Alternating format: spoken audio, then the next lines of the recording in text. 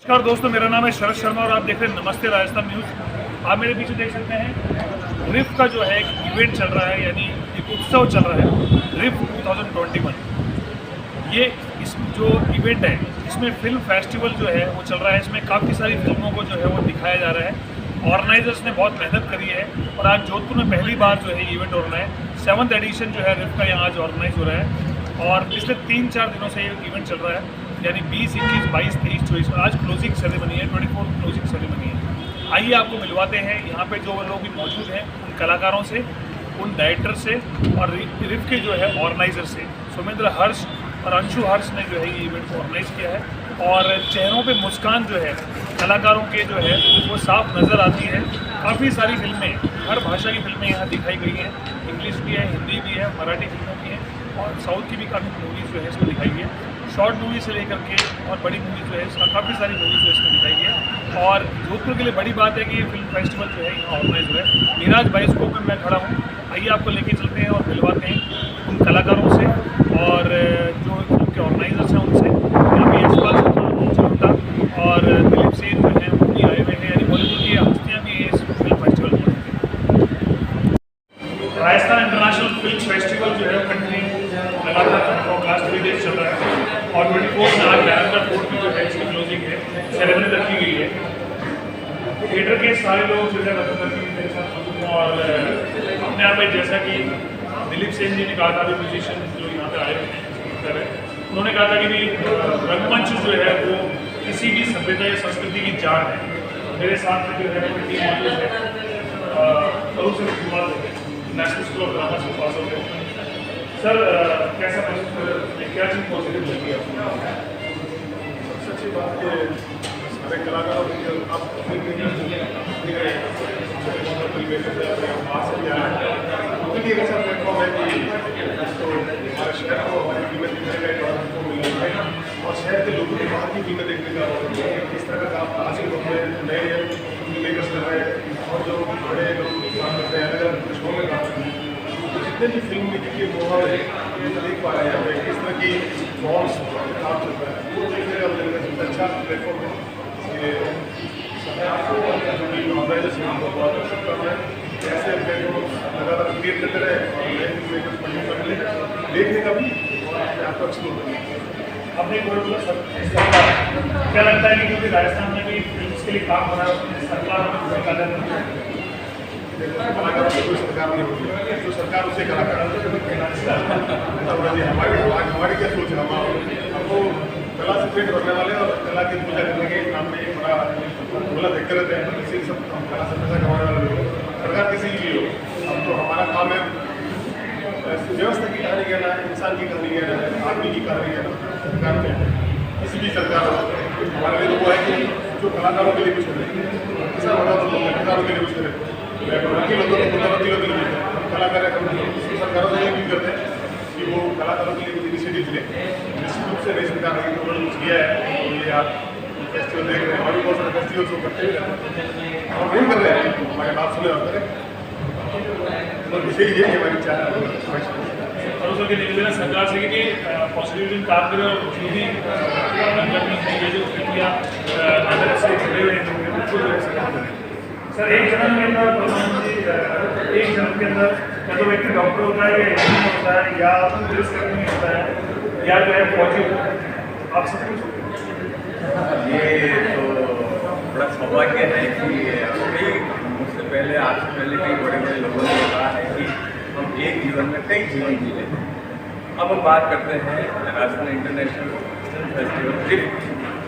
मेरे हिसाब से रिफ जैसा ये फेस्टिवल है, ये बी टाउन जैसे शहरों में होना बहुत ज़रूरी है, क्योंकि बी टाउन में जो अभी एनर्जी जो हर फील्ड में काम कर रही है, चाहे तो आप स्टार्टअप देखें, बिजनेस देखें, सर्विस इंडस्ट्री देखें, तो फिर एंटरटेनमेंट में, लेकिन उनकी सबसे बड़ी प्रॉब्लम होती है एक्सपोजर, कि हम काम करने में सक्षम हैं, एक स्तरीय काम हम लोग कर लेते हैं, लेकिन हमारा एक्सपोजर हमें जिस तरह का उम्मीद करते हैं वो मिल नहीं पाता। तो इस तरीके के फेस्टिवल्स निश्चित तौर पर हमें अच्छा एक्सपोजर दे रहे हैं और साथ ही जो हमारा नॉलेज है वो भी बढ़ रहा है। हम देश विदेश का सिनेमा देख रहे हैं, नई फिल्म को देख रहे हैं, नई टेक्नोलॉजी क्या यूज़ होती है उसको देख रहे हैं। उसके साथ अपने को कोऑर्डिनेट करने की कोशिश करते हैं अगले प्रोजेक्ट्स के लिए कि हम और अपने बेहतर किस तरीके से हो पाए। तो धन्यवाद इसको और आपको भी हमने कुछ तरह का मौका दिया। कौन कौन सी फिल्में आपको देखिए इस फेस्टिवल में 3 फिल्मों में मैं हूँ। एक कुर्बानी जिसमें एक अभिनेता के तौर पे, एक वॉशिंग मशीन जिसमें एक अभिनेता के तौर पे हूँ, और एक स्माइल ऑफ मुमताज जो कि इसका राइटर और डायरेक्टर बनाएंगे। Thank you. Choreographer, actor, dancer, सबके अपने अपने रूल, तो कैसा महसूस कर रहे हैं ये जो कि फिल्म फेस्टिवल हो रहा है इसमें हर को मौका मिला है? आप बताइए कि मेन जो है किन को क्या आपको लगता है कि ऐसी सिनेमा ये ऐसी जो है ऑर्गेनाइजेशन जो है वो करने में ज़्यादा टाइम तो क्या बेहतरी हुई है?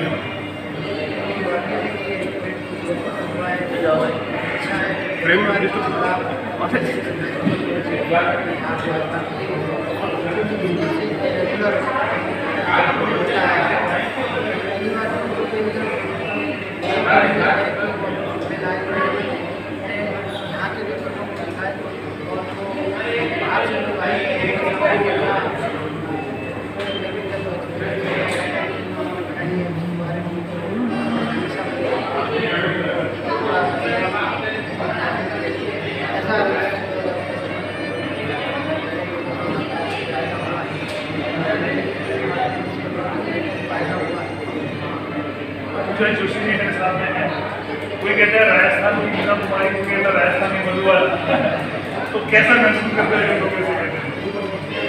तो लोगों का प्यार और अपनापन है कि मुझे इतनी तवज्जो देते हैं।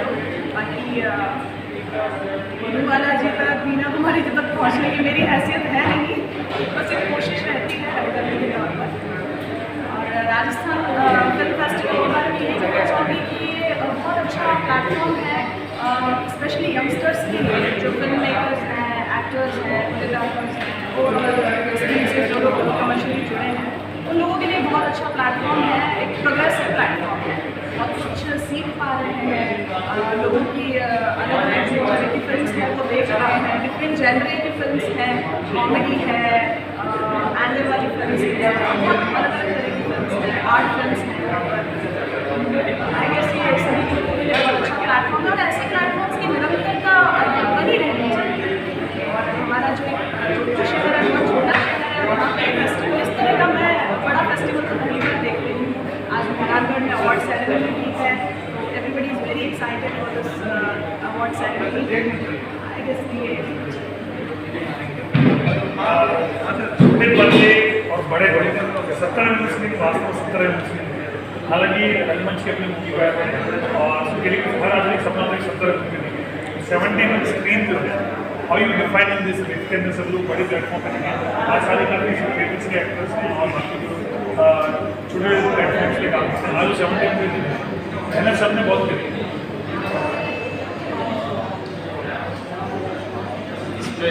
इस बात पे मैं एक चीज़ कहना चाहूँगा कि मेरी भी फिल्म का यहाँ पे चयन हुआ है। अभी तक जिन लोगों ने वो मोस्टली ऑनलाइन फेस्टिवल के थ्रू देखा है और कुछ फेस्टिवल है जहाँ पे सेलेक्ट हुए अवार्ड मिला वहाँ पे देखा है। कहीं भी ऐसे अपॉर्चुनिटी नहीं मिली कि ये थिएट्रिकल स्क्रीन पे देखे। इस फिल्म को जब मैं बना रहा था टेक्निकली मेरे माइंड में यह था कि ये फिल्म मैं बनाऊँ थिएट्रिकल रिलीज़ के तरीके से बनाऊँ। तो मुझे पता है कि शॉर्ट फिल्म थिएट्रिकल में नहीं रिलीज़ होती है, बट फिर वो सब टेक्निकल पैरामीटर्स को रख के मैंने देखकर मेरा बड़ा मन था कि कब देखने मिलेगा। और एक बड़े 17 की वजह से वो अपॉर्चुनिटी मुझे मिली। जब मैंने अपने बाकी क्रू मेंबर और एक जनरल ऑडियंस के साथ देखा तब मैंने इतना कुछ उसमें देखा, शायद से मैं एडिटिंग टेबल पे भी मैंने नहीं देखा क्योंकि मुझे बड़े पर्दे पे।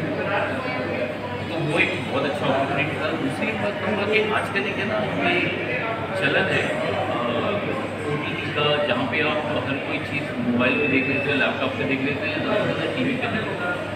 और बहुत से लोग इसके पॉजिटिवली ले रहे हैं, बट सिनेमा का जो आप एक बड़े से कमरे में देखते हो कमरे में फोकस के साथ वो ना आप किसी से कंपेयर नहीं कर सकते। सिनेमा का वो उसी के लिए बना है, थिएट्रिकल उसी के लिए बना है। आपको मोबाइल में देखते हो 10 लोगों को सलाह दिया, आप उसमें बहुत सारी चीज़ें ना छोड़ जाते हैं। तो थिएट्रिकल ये 70 mm का जो एक मैजिक है वो आप उसको कभी कंपेयर नहीं कर सकते, चाहे कितनी भी टेक्नोलॉजिकल है। तो मैं तो अभी भी ये हूँ कि फिल्म मैं चाहूँगा कभी बनी मेरी तो मैं होती कि मैं मेरा कोई लास्ट जर्नी रहेगा। पहला मेरा ऑप्शन रहेगा कि वो थिएट्रिकल सिनेमा में जाए, पब्लिक बड़े पर्दे पे देखे, हर एक चीज़ देखे। कल जैसे यशपाल शर्मा जी की जो फिल्म देखी दादा लक्ष्मी, तो वो मैं से इमेजिन कर रहा था कि काश अगर ये टीवी पे या लैपटॉप पे मोबाइल पे देखा तो नहीं, इतना मज़ा नहीं आता। इतने बड़े पर्दे पे ना आप सेंट्रल कैरेक्टर्स को देखते हो, बट उसके साथ बैकग्राउंड में जो लोग हैं, जो लोकेशन है, जो एम्बियंस है, वो जगह है, वो लोकेशन इतने अच्छे से जो एक्सप्लोर होता है बाकी प्लेटफॉर्म पे नहीं देखा, वो सिनेमा स्क्रीन नहीं देखा। तो long live theatrical 70 mm। Thank you. मैं एक व्यक्ति मौजूद है मेरे सामने और मैं शायद इनका इंट्रोडक्शन जो है वो देने की शायद मेरी ताकत नहीं है। मैं अजय ग्राम जी है, अजय जी मैं परिचय देने की शायद मेरी ताकत नहीं, मैं इनका परिचय दूँ। तो एक बार आप इसके बारे में बताएं कि मैं इससे पहले बात सर का परिचय देना सच में बहुत डिफिकल्ट जॉब है क्योंकि ये सिर्फ मेरे ही नहीं, यहाँ पे जितने भी मैं रन करके उनको जानती हूँ, जो मेरी एज ग्रुप के हैं, मुझसे भी सीनियर हैं, सब उनके भी और मेरे भी उनसे बहुत कुछ सीखा है। मतलब जोधपुर में मेरे हिसाब से मुझे सर जितना टैलेंट अभी तक किसी में नजर नहीं आया है। ये मेरी अपनी प्रतिक्रिया है, अपना एक्सपीरियंस मैं बोल रही हूँ। इज़ वेरी टैलेंटेड पर्सन और शायद उम्मीद करती हूँ कि एक दिन उस ऊँचाई को छू जाए। बहुत सालों से सर थिएटर कर रहे हैं, मन से जुड़े हुए हैं, छोटे बच्चों को भी थिएटर सिखाते हैं और बच्चे इनके साथ बहुत खुश होते हैं। आपके कहते हैं कि अगर आप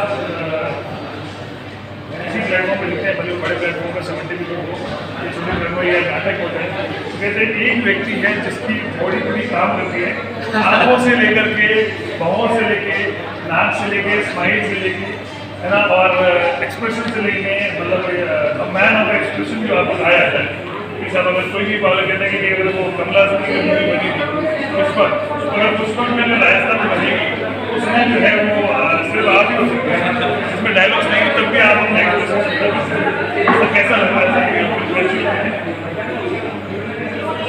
देखिए हिंदुस्तानी में शब्द है आग जलने के बाद बुझ जाती है और आग के नीचे जो चिंगारी होती है उसको बोलते हैं बुगर। तो रीफ में उस आग के नीचे तभी चिंगारी बुगर को हवा दी जाती है ताकि वो एक आग के रूप में युवाओं के दिलों से निकल कर बाहर जाए। तो बहुत ज़्यादा खुशी है कि रिफ फेस्टिवल 7 साल बाद सूर्य नगरी में एक नए सूर्य उदय की तरह आया। वो जो नई आशाएं, नए लक्ष्य, नई ऊर्जाएं, नई प्रतिभाओं को नए काम करने की ऊर्जा प्रेरित कर रहा है। मैं भी बहुत प्रेरित हूँ पूरे फेस्टिवल को देख के। मुझे भी एक नई ऊर्जा का संचार हुआ है और वो हर व्यक्ति के सामने, हर दर्शक के सामने आप देख सकते हैं, हर एक के सामने को ऐसा करना चाहिए, मुझे ऐसा करना चाहिए, ऐसा होना चाहिए, संगीत ऐसा होना चाहिए, बैकग्राउंड मुझे ऐसा चाहिए था। तो ऐसा लगता है कि हाँ अब कुछ नया है। मैं तो इसी आशा के साथ हूँ कि अगला जो रिफ होगी इस साल जोधपुर की 6 फिल्में सेलेक्ट हुई हैं, 2 गाने सेलेक्ट हुए हैं, तो नेक्स्ट टाइम ये 3 गुना ज़्यादा होगा और निश्चित रूप से एक 3 अवार्ड कलाकारों की झोली में आए। सरकार कहते हैं कि कोई भी जगह का अगर राजा जो है, जैसे 10 राजा तो प्रजा, तो जनता अच्छा काम करती है और हर जगह पे आपको जिताने मिलती है, मगर सरकार को शायद अपने लेवल पे जो कार्य करना चाहिए। आज भी आप देखें अपने जोधपुर टाउन हॉल है, बहुत समय से डिमांड हो रही है कि बड़े सीधे बड़े सीधे अच्छी हो, हालांकि सरकार ने कुछ बढ़िया घोषणा भी करी है, अभी तक दस्तावेज का ही हिस्सा बना है और उतनी सुविधाएं एक कलाकार नहीं मिल पाती। मैंने एक आर्टिकल लिखा था कलाकारों की महिमा मंडन किसी भी योद्धा की तरफ से, उसमें काफ़ी विवाद हुआ था। मेरा मानना था कि अगर इतनी मेहनत करते हैं, आज क्या मानते हैं कि कलाकारों को आज फाइनेंशियल रूप से उतना सपोर्ट मिल पा रहा है लोकल लेवल, बॉलीवुड लेवल पर मिल रहा है, हॉलीवुड लेवल मिल रहा है, लेकिन क्या आपको लगता है कि जो रंगकर्मी है, रंगमंच के जो जुड़े हुए जो लोग भी हैं, उनको क्या सरकारी तरफ से उतना सहयोग मिला, क्या चाहते हैं कि सरकार क्या करे, उससे थोड़ी सी संस्कृति सभ्यता भी अंश जो है कभी तक वो डिपेंड करती है। किसी भी देश की अगर स्थिति को देखना हो तो कहते हैं वहाँ के कलाकारों को उठा के देख लो, वहाँ की संस्कृति और सभ्यता का जो है वो सामने नजर आ जाएगा। देखिए, किसी भी राष्ट्र की पहली पहचान ही उसकी संस्कृति है। अगर किसी राष्ट्र को जानना है पूर्ण रूप से तो उसकी संस्कृति को जानना है। रही बात फिल्म या थिएटर को लेकर सरकार कितनी उदासीन है या कितनी सक्रिय है, कितनी सकारात्मक है, नकारात्मक है, सरकार को जितना कुछ करना होता है वो अपने स्तर पर करती है। हमें जितना अपने स्तर पे करना होता है वो हम लोग करते हैं। हमारी जितनी तेज आवाज़ होगी सुनाई उतना तेज देगा किसी को। हम भी, मैं अपने आप को भी दोषी मानता हूँ। कई बार मैंने कभी किसी सरकार से ये नहीं कहा मुझे अनुदान दीजिए, तो मैं ये मुँह होकर नहीं कह सकता कि सरकार ने मेरे लिए कुछ नहीं किया। एक उदाहरण के तौर पे मैं अपनी ही बात कर रहा हूँ। दूसरी बात कर रही बात फिल्म की, तो भाई फिल्म के लिए ऐसा कोई अलग से विभाग बनाया नहीं है सरकार ने अभी। गवर्नमेंट में आपको अच्छे से पता होगा कि न्यूज़ आई थी कुछ समय पहले कि अगर आप राजस्थानी फिल्म बनाते हैं तो सरकार 25 लाख रुपए का अनुदान देगी आपको। तो ये छोटी बात है, ये आप में काबिलियत होनी चाहिए कि आप 25 लाख के लिए आवेदन करें।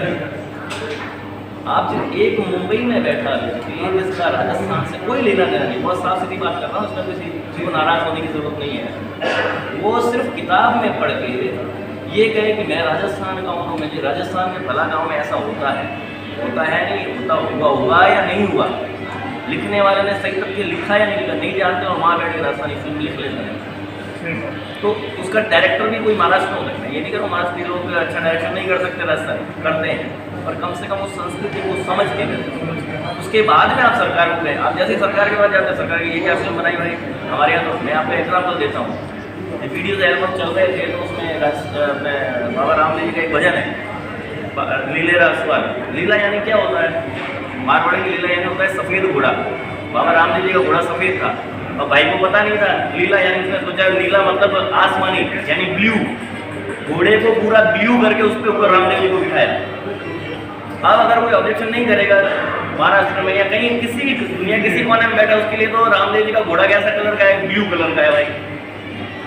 तो ऐसे काम ना करें, ऐसे काम करके फिर आप सरकार के पास ना जाए।